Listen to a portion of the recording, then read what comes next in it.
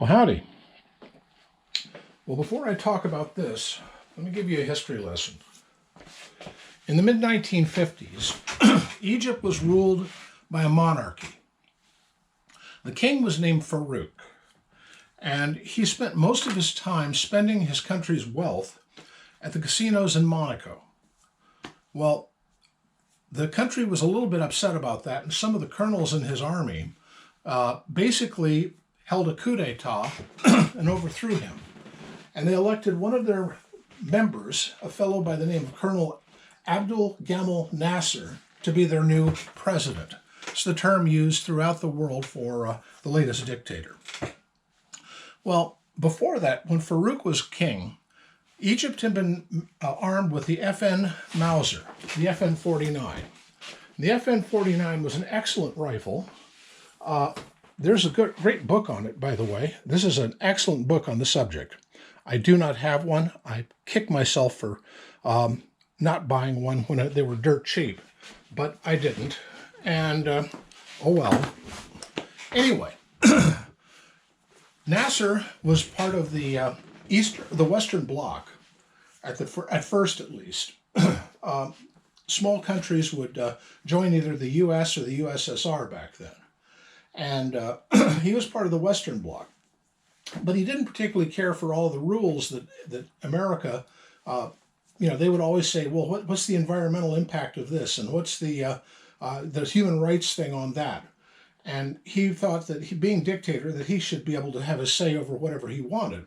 Well, anyway, so he went to Sweden, who were not really aligned at the time, and said, make me a rifle. And they made him a rifle that was called the Hakim.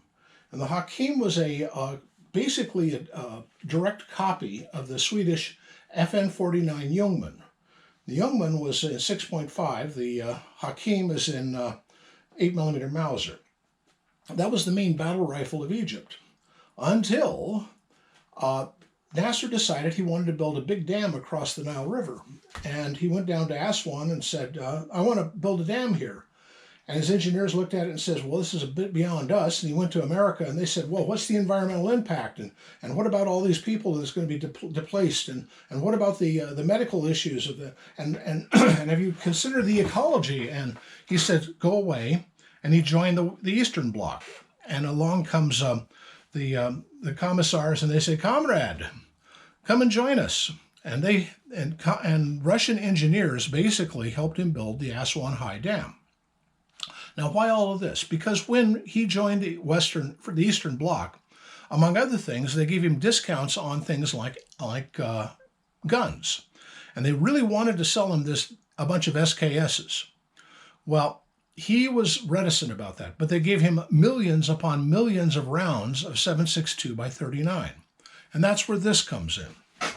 He went to the Swedish engineers and said, I have all these 7.62 by 39s, and they want to sell me an SKS. Well,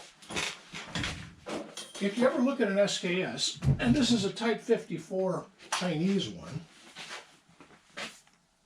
you'll see it has a particular distinctive look. Well, take a look at this thing in front of you. You'll notice that it has a bayonet in about the same place. It has these holes cut in the same way. I'll show you. It has a magazine at the bottom, which was a little bit unique compared to the old one, but this is based on the AG-49 as well. What you're looking at is the Rashid. Only 5,000 of these were made. This is a very unique and very Egyptian weapon.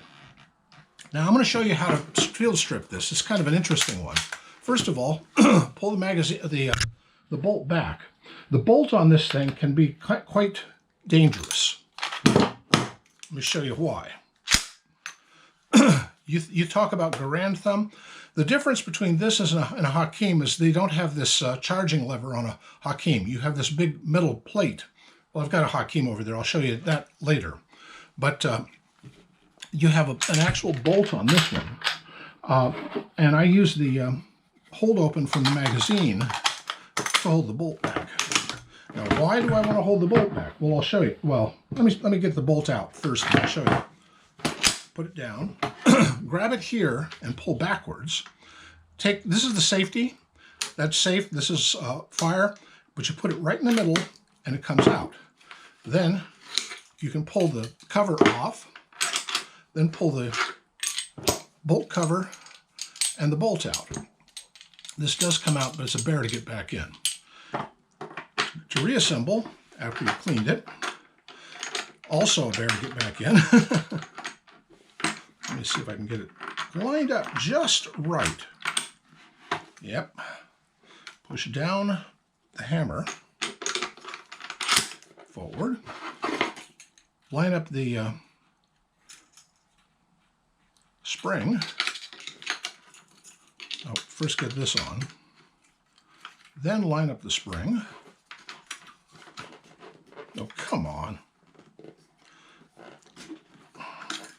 I'm no engineer. By the way this works is a direct gas blowback. Gas is taken off of the barrel here, comes through to this port right here, engages this cup, and cycles the bolt. It's a very basic system, and it works quite well. Let me get that in. Bring that forward, hold it, put this in, drop it, and there it is. The magazine is not supposed to be taken out in combat. That's only for cleaning. Normally, you would feed it through the stripper clips right here, and it uses standard SKS stripper clips. This one I picked up, well, the joke is these were Israeli surplus. Hardly used, only dropped in the sand once. As you can see, it's in very beautiful shape.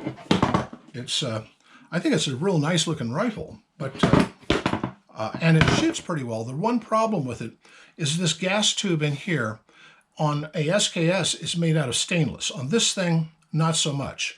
They tend to get rusty. You have to take a really a piece of wire or a long pipe cleaner or something, excuse me, and clean this out thoroughly after any times you shoot it. And make sure you don't use corrosive ammo in it because it will clog up. And then you got a problem. The Hakim and the Rashid use the same style of gizmo for controlling the gas, the amount of gas that goes through the port.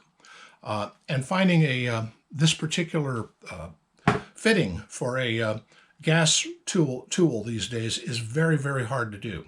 I have one, and no, you can't use it. Anyway, just one of my weirder guns that I picked up over the years.